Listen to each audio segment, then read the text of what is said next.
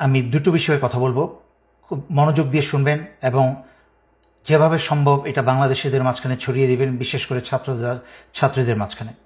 প্রথম কথা হচ্ছে, কারফিউ বাংলাদেশে বহু হয়েছে আগে।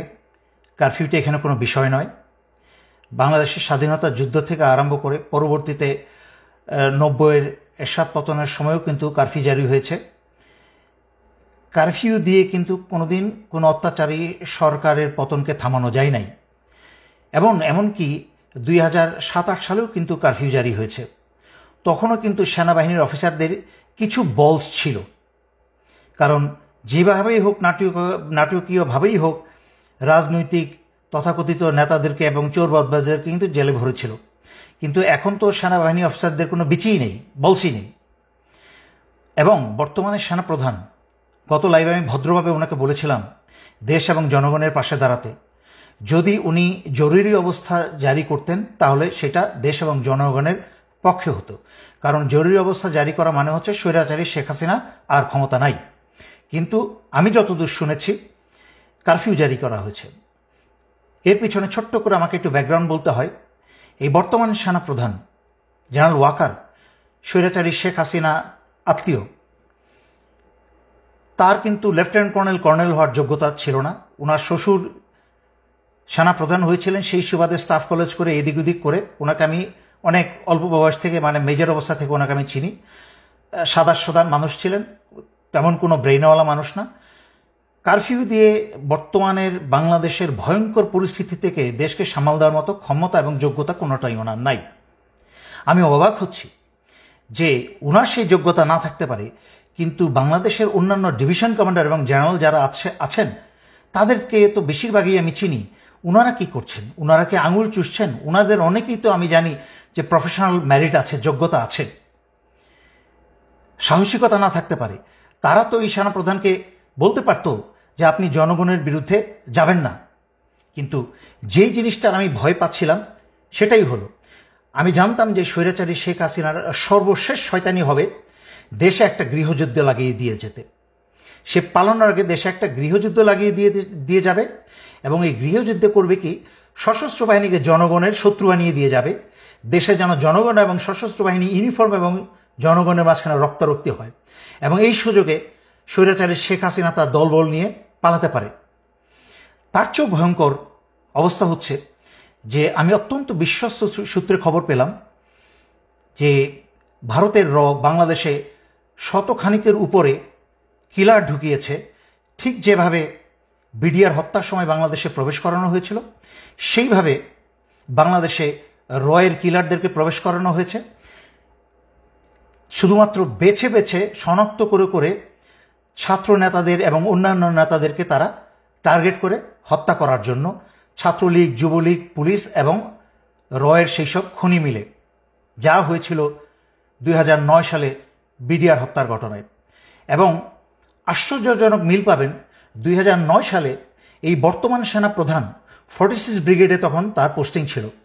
তাকে আদেশ করা হয়েছিল বিডিআর 1 নম্বর গেটটাকে অস্ত্র লাগিয়ে গেটটাকে উড়িয়ে দেওয়া, যেন সেখান থেকে সেই গেটের মাধ্যমে সেনাবাহিনী ঢুকে অপারেশন চালিয়ে বিদ্রোহীদের দমন করতে পারে এবং সেনা অফিসারদেরকে উদ্ধার করতে পারে। কিন্তু যখন এই জেনারেল ওয়াকার তখন অস্ত্র তাক করা এবং নিশানা করা সব কিছু প্রস্তুত হয়ে গিয়েছিল, হঠাৎ করে একটা ফোন আসে। সেই ফোনটা আর কেউ না, অবসরপ্রাপ্ত জেনারেল তারেক সিদ্দিকীর কাছ থেকে সেই ফোনটা আসে। তাকে বলা হয় অস্ত্র গুটিয়ে নিয়ে সেনানিবাসে ফেরত যেতে। তখনই সে সেনাপ্রধান কারোর আদেশ শুনে নাই, সেনানী বাহিনীর কোনো আদেশ শুনে নাই। সে জেনারেল তারেক সিদ্দিকী সরাসরি আদেশ শুনে, চেইন অফ কমান্ড ভঙ্গ করে সে জেনারেল তারেক সিদ্দিকীর আদেশ শুনে অস্ত্র গুটিয়ে সেনানিবাসে চলে যায়, যার ফলে 57 জন সেনাবাহিনীর অফিসারদেরকে ভারতের এবং আওয়ামী লীগ মিলে হত্যা করতে সুযোগ করে দেওয়া হয়। সেই একই কাজ এই জেনারেল ওয়াকার আবারও করছে।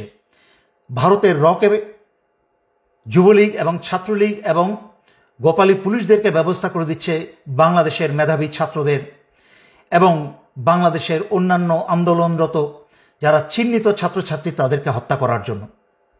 আমি সেনাবাহিনীর সকল সদস্যের উদ্দেশ্যে বলছি, প্রথমেই সেনাবাহিনীর সদস্যের উদ্দেশ্যে বলছি, তারপরে বলবো জনগণের উদ্দেশ্যে। সেনাবাহিনীর সকল সদস্যের উদ্দেশ্যে বলছি, আপনারা দয়া করে ভুলেও এই ফাঁদে পা দিবেন না। আপনারা আদেশ অমান্য করুন, কারণ আপনাদেরকে সারা দুনিয়ার সামনে জনগণের শত্রু বানানো হচ্ছে। রয়ের কিলাররা বাংলাদেশ সেনাবাহিনীর ইউনিফর্ম পরে যেইভাবে বিডিআর হত্যার সময় ভারতের রয়ের কিলাররা বিডিআর ইউনিফর্ম পরে বাংলাদেশ সেনাবাহিনীর 57 জন অফিসার হত্যা করেছিল, ঠিক একইভাবে রয়ের কিলাররা বাংলাদেশ সেনাবাহিনীর ইউনিফর্ম পরে বাংলাদেশের ছাত্র জনতা হত্যা করবে। হাসিনা যেন এবং ভারত যেন তার দোষ বাংলাদেশ সশস্ত্র বাহিনীর উপর চাপাতে পারে। এর কারণ আমি অনেক লাইভে আগে ব্যাখ্যা করেছি।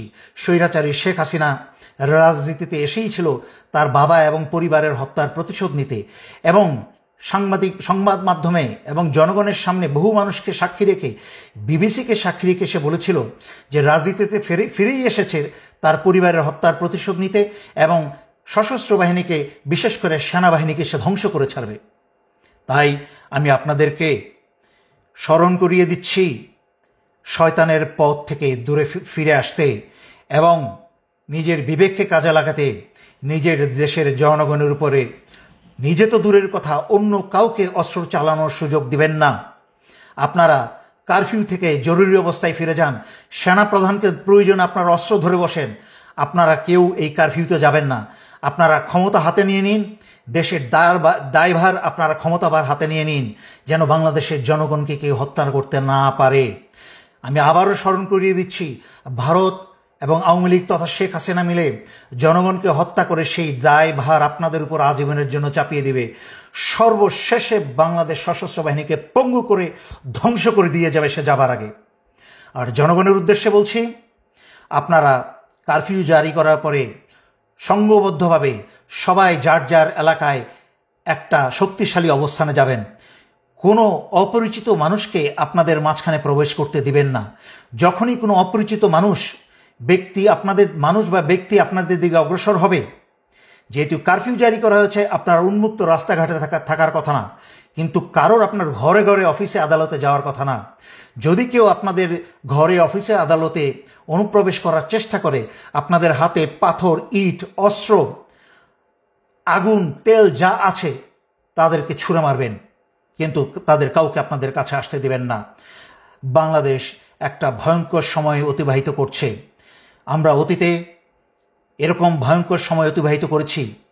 1971 সালে যখন কোনো যোগাযোগ মাধ্যম ছিল না, যখন রেডিওতে কান পেতে খবর পেতে হতো, যখন একটা মানুষ থেকে আরেকটা মানুষের মাধ্যমে খবর যেত অনেক দিন পরে, সেই সময় যখন পাকিস্তানি হানাদাররা বাংলাদেশিদের হত্যা করে চলেছিল, তখনও কিন্তু সেই অবস্থা থেকে বীর বাংলাদেশিরা উত্তরণ করে বাংলাদেশকে স্বাধীন করেছে। এর পরবর্তীতে 1990-এ স্বৈরাচারী এরশাদের বিরুদ্ধে আন্দোলনকেও তখনও কিন্তু কারফিউ জারি করা হয়েছিল, কিন্তু স্বৈরাচারের পতন ঠেকিয়ে রাখা যায় নাই। কিন্তু তখন ভারত থেকে এরশাদ যত খারাপই ছিল, কিন্তু ভারত থেকে কাউকে এনে বাংলাদেশিতে হত্যা করার জন্য আনে নাই। এই কুৎসিত পিচাচ শুধুমাত্র হাসিনার পক্ষেই সম্ভব। এই চরিত্রহীন কুৎসিত মহিলা, তাকে এবং তার আওয়ামী লীগকে যেখানে পাবেন আপনারা ধ্বংস করবেন, এবং তার পুলিশকে। আমি আর কথা লম্ব না করে সশস্ত্র বাহিনীর প্রতিটা সদস্যকে আমি স্মরণ করিয়ে দিচ্ছি, বাংলাদেশে গৃহযুদ্ধ লাগাতে যাচ্ছে স্বৈরাচারী শেখ হাসিনা। সমস্ত গণহত্যার সমস্ত দায়ভার আন্তর্জাতিক মিডিয়াতে, দেশে বিদেশে সব জায়গায় আপনাদের উপরে আসবে, যেহেতু ভারতীয়রাও বাংলাদেশের সশস্ত্র বাহিনীর ইউনিফর্ম পরে জনগণকে হত্যা করার চেষ্টা করবে। আপনারা এখনই সচেতন হয়ে যান, সরকারকে উৎখাত করুন, যুবলীগ, ছাত্রলীগ সব জেলে ভরুন, এবং বাংলাদেশ থেকে রকে গুলি মেরে মেরে রাইফেলের বাট দিয়ে আঘাত করতে করতে আপনারা দেশ থেকে বের করুন। দেশের সার্বভৌমত্ব এবং স্বাধীনতা এবং অধিকার আবার বুঝে নিন। দেশের জনগণ ভয় পাবেন না। সমুদ্রে পেতেছেন শয্যা, শিশিরে কি ভয়, রক্ত দিয়েছেন, হার মানবেন না। যদি এখন হার মেনে যান, রক্ত যা দিয়েছেন সব পানিতে জ্বলে যাবে। মনে রাখবেন, যারা রক্ত ঝরায় তারা ইতিহাস পরিবর্তন করে। এখন আমাদের ইতিহাস পরিবর্তন করার সময়। আল্লাহ আপনাদের সকলের সহায় হন এবং আল্লাহ বাংলাদেশ এবং বাংলাদেশের জনগণের শত্রুদের উপরে উচিত শিক্ষা নাজিল করুন। আল্লাহর তরফ থেকে এই শুক্রবারে জুম্মার নামাজের দিনে আল্লাহর কাছে প্রার্থনা করছি, আল্লাহ বাংলাদেশ এবং বাংলাদেশের জনগণের সাথে থাকুন এবং আপনাদের সহায় হন। এই বলে আমি শেষ করছি। ধন্যবাদ। আসসালামু আলাইকুম।